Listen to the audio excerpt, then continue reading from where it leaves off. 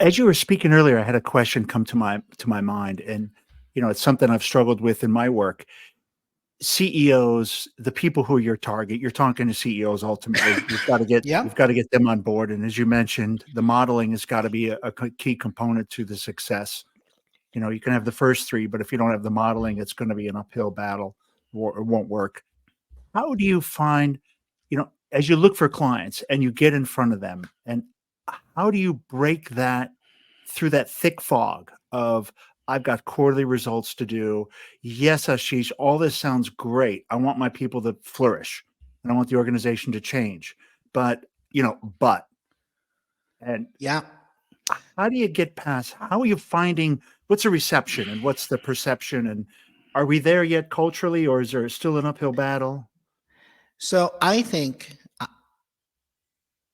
look, I had this conversation yesterday with somebody I admire deeply. His name is Bob Quinn. He's in his 70s. He's one of the preeminent researchers around the field of flourishing. He's at Michigan Ross. He just retired from there. He's one of the world's leading expert on change. Okay. And we were having a conversation together. And he asked me, and I said, he started his life as a missionary, by the way. Like, he started his life as a missionary. I love it. And I said to him, I said, Bob, I see my job as a missionary. It's missionary work. Right. I am entering this phase of my life knowing that 1 out of 10 conversations, am I going to find a leader who's willing to do this work? Okay. Right.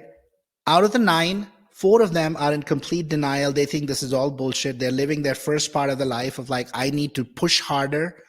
And that's the only way. That's okay. Yeah. God bless them. I still meet them with complete compassion. Mm-hmm. I think there are the other 4 to 6 who are kind of more in their head. And they say, I get it. Right? Yes. I get it. The current ways are not working for me.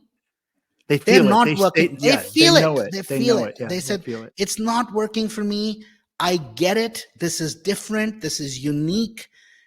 It's not something been done before. I can relate to this because this is how I run the rest of my business. But I think I'm going to still keep doing the way I'm doing it. Right? Or they'll say, let's just do something really small and see if it works. But let's not do the core. Let's not change the core because, man, I'm going to get fired if I don't meet my number. This is a real thing. It's a real thing. They're under tremendous pressure themselves. Absolutely. Right. And when you are in this place of fear, coming up and spending most of your time. And they're working in fear, right? Because they're worried if they don't, then something happens. So again, you meet them with compassion and you say, okay, let's figure out where you are and what might be something that you yourself start to experience. Let's start a small thing. Let's figure it out. Let's start a pilot. Let's do a workshop. Let's do something. At least you're starting to engage. This is my point, right?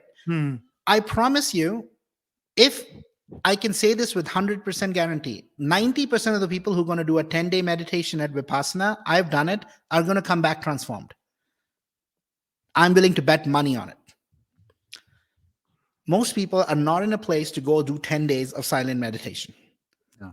But you know what? Almost 100% of them are open to starting one meeting every week, one meeting a day for a week with one mindful moment at the beginning of the meeting. There is no weird chanting. There is no ohms. None of that is needed. I say, just start your meeting with this prompt. Ask people to take a minute to mentally arrive where their physical bodies are. Let's just take 6 breaths together. Breathing in and breathing out. Just 6 breaths. And just noticing and really arriving here with each other in this room. That's it. Are you willing to try that? Most people are like, yes. And I say, you know what? I'll give you the immediate benefit from it, because even that, why will you do if you don't get a benefit? And I say, let's ground it in your experience. How often are you coming into a meeting from a prior meeting? Most of the time. Most of the time, right? Most of the time. Or from an email that you had to write, or, you are not in that. Your body, like you said, your body and your mind are in 2 separate places. 2 separate places. So I said, and how often in that meeting, for the first 5 to 10 minutes, you're still processing the old thing? Yes. Right? So if you just create that 1 minute break where we get here, I bet you get 15%, 20% of your meeting time back, because everybody is attentive from the first minute, right?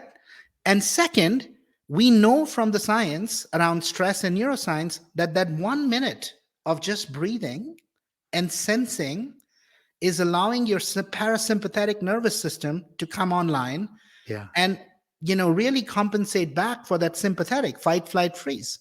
Yes. So you are not only getting more present, you are calming your nervous system,